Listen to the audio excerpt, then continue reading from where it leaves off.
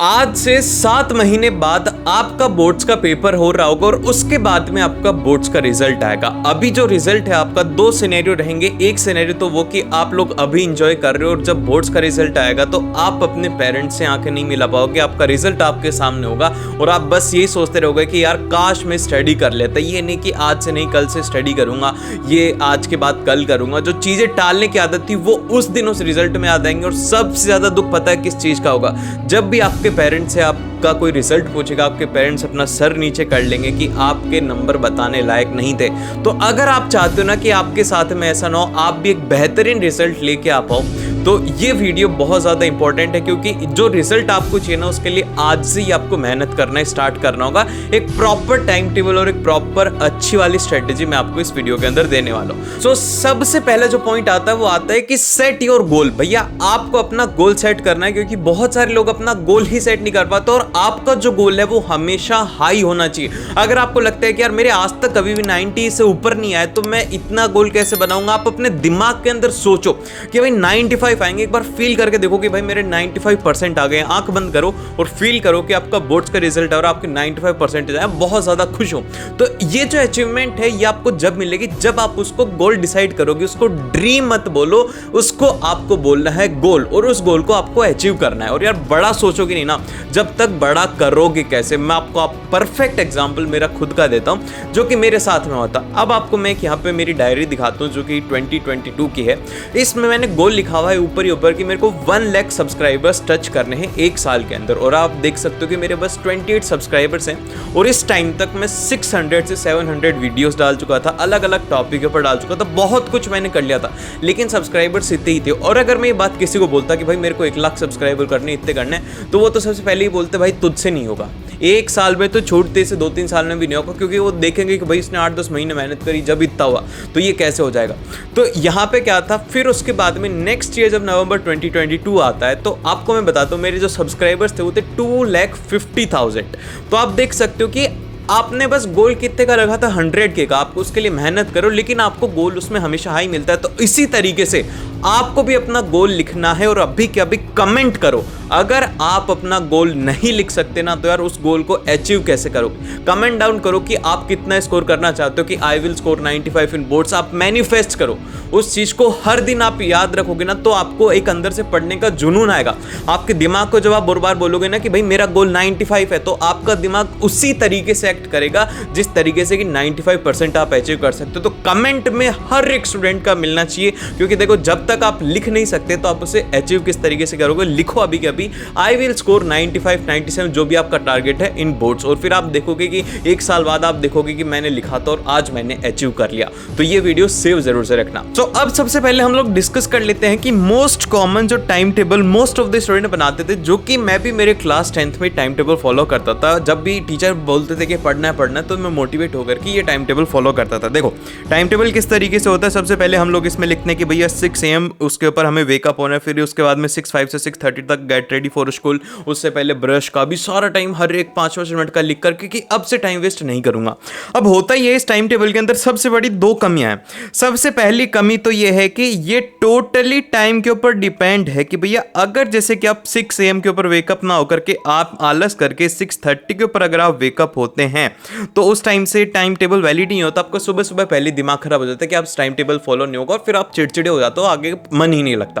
तो इसीलिए time table सबसे ज्यादा खराब है। दूसरा जो रीजन है वो ये है कि इसमें केवल और केवल किसका है? स्टडी का है, रिवीजन है, स्कूल है, लंच है, सोशल साइंस है और 15 मिनट का ब्रेक है। इतना ही ब्रेक है और कुछ स्टूडेंट तो इसे भी नहीं लेते। तो ये टाइम टेबल कभी भी फॉलो नहीं होगा।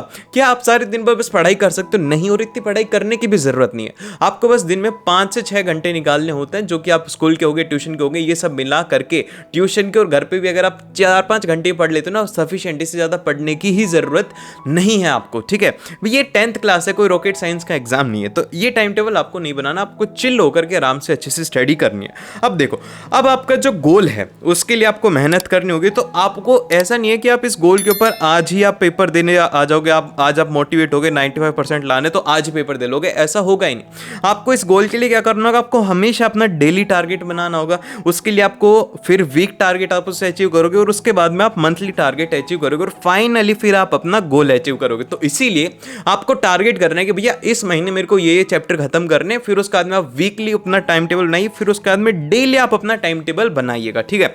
फिर उसके बाद में चलते हैं सीधा हम लोग नेक्स्ट के ऊपर कि हमें कौन सा टाइम टेबल फॉलो करना है। देखो यार, सबसे पहले तो हम लोग टाइम टेबल इसे बोलेंगे नहीं, हम इसे कहने वाले हैं एक अचीवमेंट लिस्ट। तो इसमें सबसे पहले ऊपर क्या होना चाहिए, वो होना चाहिए गोल, कि आपका गोल क्या है। हमेशा लिखो कि I will score 98% in boards. जो भी आपका गोल है हर दिन आपको लिखना है, हर दिन आपको एक टाइम टेबल बनाना है, जो भी आपके क्लासेस हैं उसके अकॉर्डिंग आप इस टाइम टेबल को बना सकते हो। अब इसके अंदर आपको क्या करना है, हर एक सब्जेक्ट को आपको इंक्लूड करना है। जो टफ सब्जेक्ट है उसे भी आपको ही पढ़ना है, अगर आप उसे नहीं पढ़ोगे तो आपकी परसेंटेज ड्रॉप हो जाएगी, उसे पढ़ना है। जैसे कि सबसे फर्स्ट मैंने क्या किया, सबसे फर्स्ट में मैंने यहाँ पे मैथ्स का टाइम टेबल लगा दिया कि भैया 20 क्वेश्चंस मुझे हर दिन करने ही करने हैं किसी भी कंडीशन के अंदर। फिर उसके बाद मैंने लिख दिया साइंस। अब साइंस का मुझे रिवीजन करना है, चैप्टर 1 का मुझे रिवीजन करना है। तो भैया रिवीजन के लिए वन ऑफ द बेस्ट चीज मैं आपके लिए लेकर के आया हूँ। आप लोगों को नोट से पढ़ने में और बुक से पढ़ने में टाइम लगता है ना, तो इसलिए आज मैं आपके लिए लेकर के आया हूँ ये फ्लैश कार्ड्स। अब मैं आपको दिखा देता हूँ कि ये फ्लैश कार्ड्स किस तरीके के दिखते हैं। इसमें आपको ऐसे कार्ड्स देखने को मिलेंगे। अब इन कार्ड्स में क्या है, जैसे कि आपने आज चैप्टर पढ़ा केमिकल रिएक्शन एंड इक्वेशन। अब ये जो एक कार्ड है आगे और पीछे,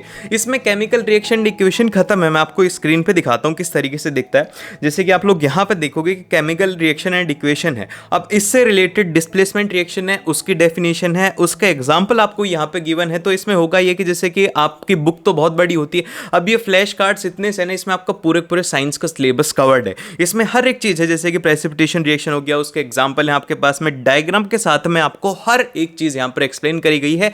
बस एक कार्ड आपको पढ़ना है और आपके यहां पर एक चैप्टर कंप्लीट हो जाएगा। इसी तरीके से जैसे कि आप लोग देखोगे एसिड बेसिस एंड सॉल्ट है, सभी के आपको यहां पर, जैसे कि स्ट्रॉन्ग एसिड क्या होते हैं, न्यूट्रल एसिड क्या होते हैं, वीक एसिड क्या होते हैं, हर एक चीज अच्छे खासे आपको चीज उसके अंदर मिलने वाली है। सारे जो भी बोर्ड्स के अंदर इंपॉर्टेंट पॉइंट है, जैसे कि टेबल हो गया कि वो कैसे जो क्वेश्चंस पूछे जाते हैं ना प्रीवियस ईयर में, उनसे रिलेटेड ये सारी चीजें तैयार की गई हैं ताकि आपको टाइम भी कम लगे और आप प्रिसाइजली इसे रिवीजन भी कर पाओ। अब देखो मैं आपको दिखाता हूं, जैसे कि कार्बन एंड इट्स कंपाउंड है, तो इसमें ऑक्सीजन का जो स्ट्रक्चर है वो भी इसमें बना करके आपको दिखाया गया है। इंपॉर्टेंट टेबल भी आपको गिवन है और बायोलॉजी के अंदर सबसे इंपॉर्टेंट होता है डायग्राम। तो डायग्राम भी आपको यहां पर गिवन है लाइफ प्रोसेस में, जैसे कि हमारा ये पूरा डायग्राम गिवन है, कौन सा ग्लैंड कहां पे होता है, लेबलिंग के साथ में आपको हर एक चीज यहां पे गिवन है। तो आपको इसमें रिवीजन में बहुत ज्यादा हेल्प मिलने वाली है, जो कि मेनली बोर्ड्स के अंदर यही पूछा जाता है। फिर फिजिक्स के अंदर जैसे कि हमारे इंपॉर्टेंट रे डायग्राम है, तो स्पेशली रे डायग्राम बना करके दिखाया गया है, सारी डेफिनेशन यहां पे दी हुई है, जो कि चीजें हम भूल सकते हैं। तो भैया वन ऑफ द बेस्ट चीज है ये रिवीजन के लिए, आप इसे परचेज कर सकते हो। इसमें आपको सारे फॉर्मूलाज मिल जाएंगे, सारे इंपॉर्टेंट न्यूमेरिकल्स मिल जाएंगे, इंपॉर्टेंट डेफिनेशन मिल जाएंगे, इंपॉर्टेंट डायग्राम मिल जाएंगे, सब चीजें आपको इसके अंदर मिल जाएंगे और आप ये कहीं पर भी ले जाकर के इससे रिवीजन कर सकते हो। और उसी के साथ में सबसे इंपॉर्टेंट होती है एक्टिविटी, तो यहां पे ही आपको एक्टिविटी की बुकलेट भी अलग से मिल जाती है इसी के साथ में। तो ये जो फ्लैश कार्ड्स है ना, आपको साइंस के नहीं, साइंस के साथ में आपको मैथ्स के भी इसी तरीके से देखने को मिलेंगे। मैथ्स में हर एक इंपॉर्टेंट थ्योरम आपको देखने को मिलेगी, उसका प्रूफ आपको देखने को मिलेगा। उसी के साथ में जैसे कि आपको कोई भी इंपॉर्टेंट कॉन्सेप्ट है, जैसे कि यूनिक सॉल्यूशन है, तो वो किस तरीके से फाइंड आउट करेंगे, आपको एग्जांपल के साथ में यहां पर समझाया गया है स्टेप वाइज। जैसे कि मार्किंग आपके बोर्ड्स के अंदर होती है, वैसे यहां पर स्टेप वाइज आपको सॉल्यूशन दिया गया है। उसी के साथ में इंपॉर्टेंट जितने भी कॉन्सेप्ट हैं वो सब आपको बताए गए हैं। जैसे कि हमारी थ्योरम हो गई, अब थ्योरम है, थ्योरम कंप्लीटली लिखी हुई है, उसका प्रूफ पूरा लिखा हुआ है, उसका प्रूफ भी आपके पास में कंप्लीटली अच्छे तरीके से गिवन है। तो आपको एक बार में कंप्लीट रिवीजन हो जाएगा, आपको बुक लेकर के घूमने की जरूरत नहीं है, नोट्स की भी जरूरत नहीं, बस आप इन एक फ्लैश कार्ड से पूरा रिवाइज कर सकते हो। अब उसी के साथ में इसमें इंपॉर्टेंट क्वेश्चंस भी डाल दिए, और क्या लोगे भाई, इसमें इंपॉर्टेंट क्वेश्चंस डाल रखे हैं, जैसे कि एप्लीकेशन ऑफ ट्रिग्नोमेट्री से यहां पर इंपॉर्टेंट क्वेश्चन है, उसका सॉल्यूशन दे रखा है कि आप उसे किस तरीके से कर सकते हो। तो इन सभी को परचेज करने का लिंक आपको डिस्क्रिप्शन में मिल जाएगा, बिल्कुल भी मिस मत करना, ये आपको अमेजन और फ्लिपकार्ट पे देखने को मिलेंगे। तो अब इसके बाद में जो हमारा नेक्स्ट पॉइंट था वो ये था कि आप साइंस के अंदर लिखे कि आपको क्या करना है। जैसे कि आपको चैप्टर 1 का रिवीजन करना है, तो आप इसमें लिखे कि आपको क्या करना है, उसकी डिटेल पूरी होनी चाहिए। मैं तो इनफैक्ट आपको ये बोलता हूं कि आप यहां पर लिखो कि आप इसका रिवीजन किससे करने वाले हो। आप इसका रिवीजन करोगे नोट्स से करोगे, या फिर आप इसका रिवीजन वन शॉट वीडियो से करोगे, तो वो आप इसमें लिखिए। और उसी के साथ में इसके डेडलाइन भी सेट कर लो कि भैया मेरे को साइंस कितनी देर पढ़नी है, मेरे को 1 आवर के लिए पढ़नी है, 1 आवर 30 मिनट के लिए पढ़नी है। क्योंकि अगर आप ऐसे स्टडी करोगे तो आप इसे कभी भी कंप्लीट नहीं कर पाओगे। आप एक डेडलाइन सेट करो कि भैया मुझे 1 घंटे के अंदर ये चैप्टर कंप्लीट करना है, 20 मिनट में मुझे 20 क्वेश्चन करने हैं। इस तरीके से करोगे ना तो आप आसानी से कम टाइम के अंदर ज़्यादा स्टडी बहुत ही ज़्यादा अच्छे तरीके से कर सकते हो। फिर उसके बाद में आपको क्या करना है, जैसे कि हमारा नेक्स्ट सब्जेक्ट है, हर सब्जेक्ट को आपको रेगुलरली स्टडी करना है। सोशल साइंस को आपको स्टडी करना है। इसमें आपने लिखा कि पावर शेयरिंग का आपको 1 शॉट वीडियो देखना है। आपको किसका वीडियो देखना है, आप जिसके भी वीडियो देखना चाहते हो उसको लिखे, क्योंकि देखो जब तक आप ये डिफाइन नहीं करोगे कि आपको कहाँ से पढ़ना है, फिर उसके बाद में आप है ना आधी घंटा इसी में वेस्ट कर दोगे कि इसकी वीडियो देखो उसकी वीडियो देखो। आप एक कंसाइज पूरा इसमें डिटेल में लिखेंगे कि आपको क्या करना है। और उसी के साथ में अब आपका जो टाइम टेबल है ना वो इस तरीके का होना चाहिए कि जैसे कि आप स्टार्टिंग करते हो तो आप स्टार्टिंग में ना बहुत ज़्यादा एनर्जेटिक होते हो, आपका माइंड फ्रेश होता है, तो आपको उस टाइम के ऊपर वो सब्जेक्ट लेना है जो कि आपको क्या लगता है टफ। तो जैसे कि मोस्ट ऑफ द स्टूडेंट्स को टफ क्या लगता है, मैथ्स और साइंस लेना है, तो सबसे फर्स्ट सब्जेक्ट होना चाहिए आपका मैथ्स और साइंस का। फिर उसके बाद में आपको एक ब्रेक लेना है, उस ब्रेक के अंदर आप 15-20 मिनट का ब्रेक लेंगे, उसमें आपका जो मन हो वो करें। फिर उसके बाद जब आप नेक्स्ट सब्जेक्ट ले रहे हो तो वो जो सब्जेक्ट है वो होना चाहिए आपका इंग्लिश। अब देखो इंग्लिश जो है ना, इंग्लिश को पढ़ने में मजा आता है। एनसीईआरटी आप उसकी रीडिंग कर सकते हैं क्योंकि मेनली जो क्वेश्चंस इंग्लिश में आते हैं वो एनसीईआरटी के ऊपर बेस्ड आते हैं, तो आप उसके चैप्टर की रीडिंग कर सकते हो, वहां पर आपको अच्छा लगेगा। जिसकी हिंदी है वो हिंदी की रीडिंग कर सकता है ब्रेक के अंदर। जैसे कि आपने 15 मिनट का ब्रेक लिया, फिर उसके बाद में आप आधी घंटे जब स्टडी कर रहे हो तो इंग्लिश और हिंदी को आप जब साथ में लेकर के चलोगे तो क्या होगा ना कि आपकी इंग्लिश और हिंदी भी बैलेंस होंगी और आप बोर भी नहीं होने वाले। फिर उसके बाद आप नया सब्जेक्ट ले सकते हो, जैसे कि आपने मैथ्स को सबसे पहले स्टडी किया, फिर उसके बाद में ब्रेक के बाद में आप साइंस से स्टडी कर सकते हो, फिर ब्रेक के बाद में आप सोशल साइंस स्टडी कर सकते हो।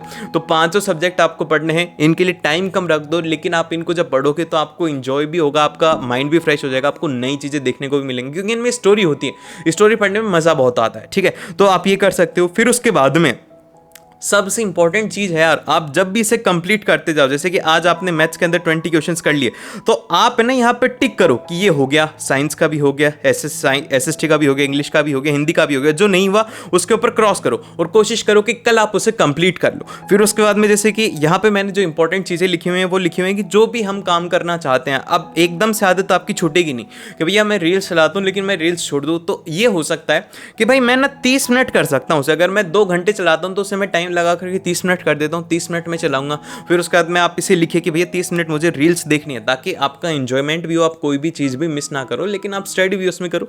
फिर उसके बाद आपको 1 घंटे टीवी देखना है। मेरा फेवरेट शो था तारक मेहता का उल्टा चश्मा, वो आप देख सकते हो। मैं आपको बता रहा हूँ कि आपका जो भी फेवरेट चीज़ हो वो आप उसमें कर सकते हो। फिर 30 मिनट्स आपको गेम्स करना है, जो भी चीज़ें आपको करनी है वो चीज़ें भी आप इसमें लिखिए। और इनके ऊपर तो ज़रूर से टिक होना चाहिए भैया, इनमें से 1-2 टिक छोड़ सकते हैं, लेकिन जो हमारे इंजॉयमेंट वाली चीज़ें हैं जिससे कि हमें खुशी मिलती है यार, वो होनी चाहिए। क्योंकि देखो अल्टीमेट गोल जो है आपको खुश रहना है और आपको खुश रहते रहते स्टडी करनी है। स्टडी का इतना ज़्यादा स्ट्रेस मत लीजिए, लेकिन आपका जो गोल है उसके लिए आपको मेहनत करनी पड़ेगी। और आई होप कि आप अपने इस टाइम टेबल को इंप्लीमेंट करो। अगर आपने यहाँ तक इस वीडियो को देखा है तो द एंड एक बार जरूर से देखना। और अगर अभी तक आपने अपना गोल नहीं लिखा तो देखो कितने सारे स्टूडेंट्स अपना गोल लिख दिया है, आप मिस मत करना। और मिलते हैं आप लोगों से नेक्स्ट वीडियो में। All the very best.